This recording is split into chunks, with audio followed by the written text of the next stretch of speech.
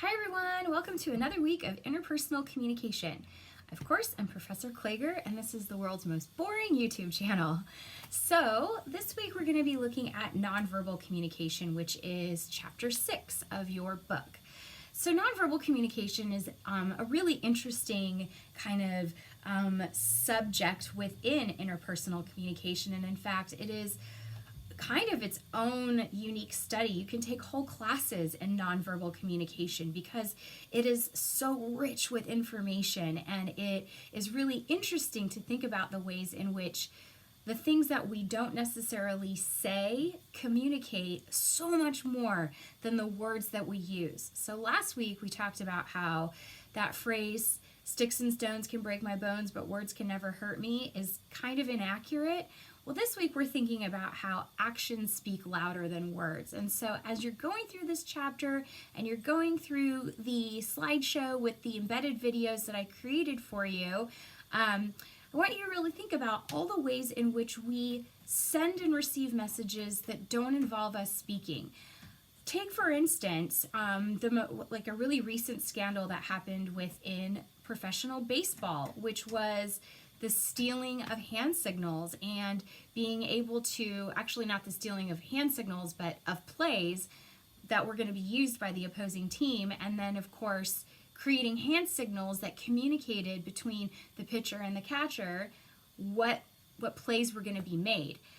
All of that was done without even saying a word. Of course they got caught and it was a big deal now, but it just goes to show the power of the way that we use our hands, our body, our facial expressions, our eye gaze, all kinds of things. So I hope that you'll find that this chapter is really interesting and as intriguing as I do. And in fact, if you do consider studying this even further, you can take whole classes just in nonverbal communication. Everything from how to improve interpersonal skills like in a business to getting a date and being more attractive to a potential mate. So, a couple of fun facts. First of all, nonverbal communication serves some specific functions. It can complement, meaning it kind of goes along with whatever we're saying, like when we gesture.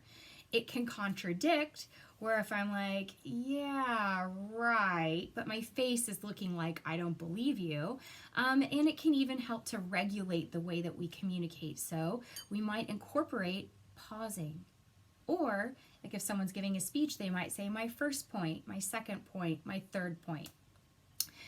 So within nonverbal communication, there are a number of subcategories that I have written here for you. And you're going to learn about all of these, of course, by reading the chapter and going through the slides. But I just want to give you a quick rundown of what they are.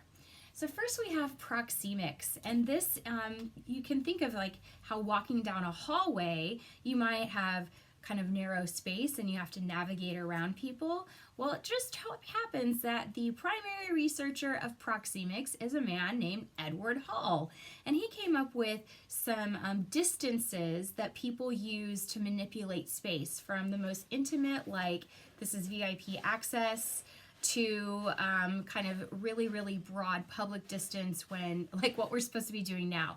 Social distancing is kind of a new proxemic kind of thing, because social distancing is also just like full on stay away from me, right? But it's everything from the most intimate of space to the broadest space. And what's interesting about that is we all have even our own comfort zones that we consider to be our personal space, and those are not only a human aspect, but they are of course tied to culture and gender and age and stuff like that.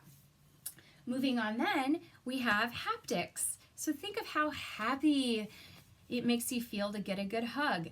Haptics is the single most important type of communication that we have, and in fact, it is our first experience with another human being. It is the power of touch. And there's some really fascinating and also heartbreaking research that goes along with haptics, which you'll read about, like research with monkeys, for instance, that monkeys were separated from their mothers, and they were given the option to hug and snuggle with a plush, like a stuffed animal, or just like a terry cloth towel, or they could get food. And these poor little monkeys because they were so lonely and they desperately wanted to have a sense of comfort in their moments of anxiety and fear, would turn to the terry cloth and they would sadly starve to death. Now, these types of research would not be considered ethical now, but it really has gone to show the importance of touch and being held and comfort each other when we want to support each other, when we want to be acknowledged, when we want to be treated as a human. Next, we have chronemics, which is the power of time. And time is such an important part of our cultural makeup. There are a lot of different phrases that we associate with time, like, don't waste my time. Do you have time for this? Can I take some of your time? Time is often associated with like money or something that's tangible, because time fades, right? And we can't get time back. But even when we consider how we approach time, some cultures are, especially like the United States, we think of time in a very linear way, like beginning to end. And it's all broken up into increments that can never be returned. Other cultures view time as something that's more of a cyclical thing. So it's more associated with the aspects of the day. And there are even cultures that time is something that's like sort of a suggestion, so it's more relaxed. You, of course, might have your own personal view of time. Some people are very patient, some people are more impatient, some people are morning people, some people are evening people, and all of that has to do with something called our circadian rhythms, which is our internal clock. And we can even do things to kind of screw with it, like it's nighttime and you're tired, but you're still sitting there playing on your phone because you might miss something. It actually screws with our brain and makes us think that we should be awake instead of going to sleep. You can read all about that as well and watch a few little videos. Next we have oculesics. This has to do with eyes and our eye gaze. So did you know that our eyeballs are the same size from the moment that we open them to our last little view of the world? Our eyeballs are like the only thing in our body that doesn't continue to grow as we grow.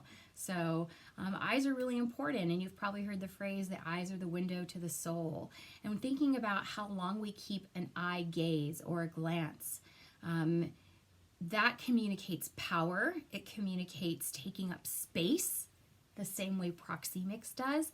It also communicates like how much of a person's intimate, like physical self we can take from them through our eye gaze. And of course it shows intimacy. So we can make our eyes really small, we can make our eyes really big, and that communicates a lot about our emotional state. I'm going to leave this one last because this one we're going to spend quite a bit of time on this week. But we also have other parts of nonverbal communication that go along with language, like paralanguage. So paralanguage has to do with like our tone, our pace, our pitch, our volume. If you watched the video last week about how we learn language by hearing it, paralanguage is also the way that we use words that aren't words, like and how soft or how low we are, and that kind of thing. We also make facial expressions, and we'll be focusing a lot on this in Chapter 8 when we talk about emotions, but as you'll read about and you'll see in the slides and in the videos that you'll be watching this week, there's a lot of research on emotions, and especially the way that we use our face to convey accuracy as well as deception, and how we have facial expressions that are so small and minute that without a trained eye or really knowing what to look for, you might just miss it. So those of you that are obsessed with Tiger King on Netflix, maybe after this lesson you'll go back and look at it and you'll ask yourselves, did Carol Baskin actually give herself away? Something to ponder.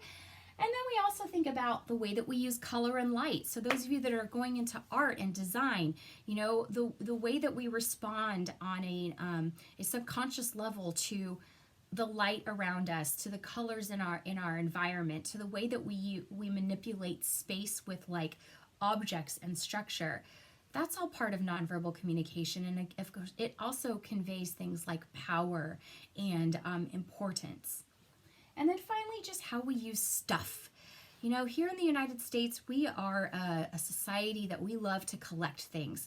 We love to just have a lot of stuff around us to fill our space, and it's like the more stuff we have, it's more a sign of how successful we are, and when we have more success, then we get larger spaces so we can fill it with more stuff.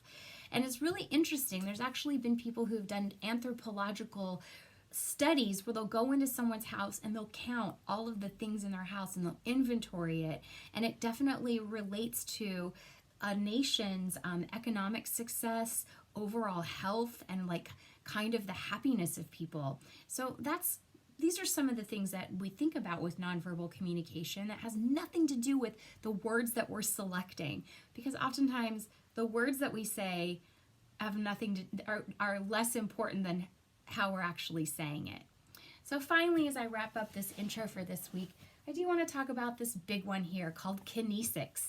Kinesics is all of the things that have to do with our body and our body movement, from our posture to our gait when we walk, whether we walk like this or we kind of sway. It has to do with our gestures, so how we use our hands and our arms. Kinesics also has to do with how we use ourselves to make ourselves bigger or smaller, and how that conveys our internal thoughts. So for this week, I actually not only will you be reading through the chapter, of course, incredibly thoroughly, and you'll be answering some discussion questions and have a couple of activities to do. But one of the biggest activities is I have a video that I'd like you to watch. It's a documentary all about nonverbal communication.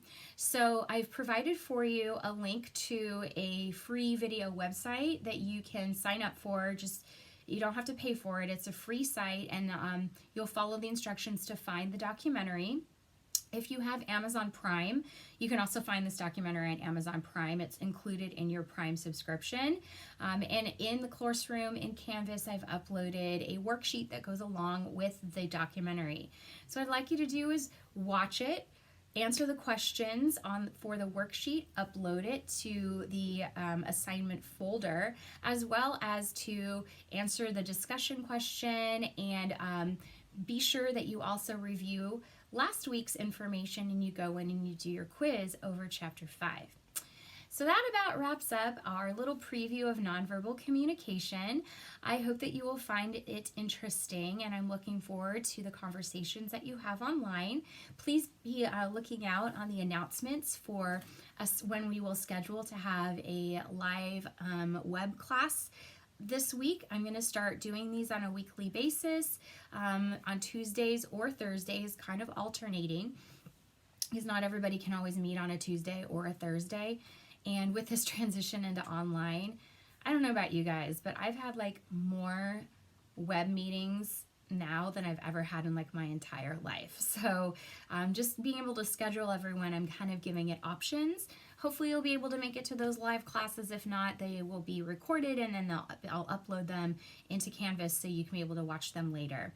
Otherwise, I look forward to what you have to offer, and have a great week, everyone. Stay healthy, stay happy, and I'll see you online.